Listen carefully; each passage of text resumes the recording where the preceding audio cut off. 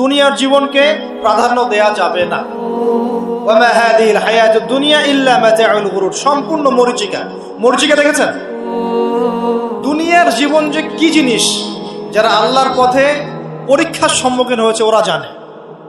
মানে কিচ্ছু না, মানে মুহূর্তে আল্লাহ পাক ইহকাল পরকালের ফয়সালা করে ফেলবে। আমরাও বুঝবো, এটা আমরা বুঝবো না এমন নয়। ইয়াং ছেলে রাস্তায় যাচ্ছে, বাইক নিয়ে খুব দাবরানি দিচ্ছে, আছে না?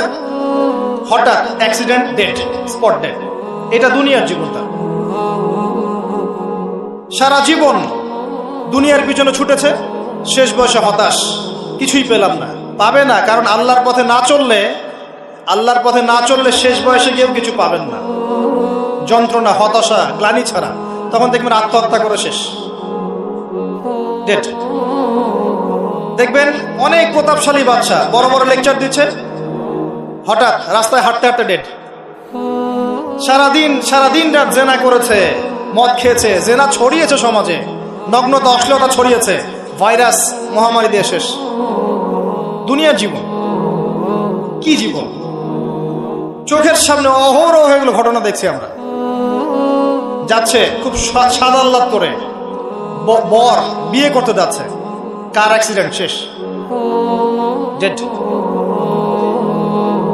কিছু সাহাবী তো এমনও ছিলেন, বদরের যুদ্ধ করতে এসেছেন, হাতের মধ্যে কিছু খেজুর আছে, খেজুর খাচ্ছেন, খোরমা খেজুর খাচ্ছেন।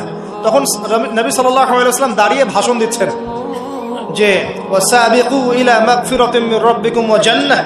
ওই যে আয়াতটা আছে, তোমরা এগিয়ে চলো তোমাদের রবের ক্ষমার দিকে এবং জান্নাতের দিকে। আরদুহা কাআরদিস সামাই ওয়াল আরদ, যার প্রশস্ততা আসমান এবং জমিনের সমান। সাহাবী খেজুর খেতে খেতে খেজুরটা ফেলে দিলেন।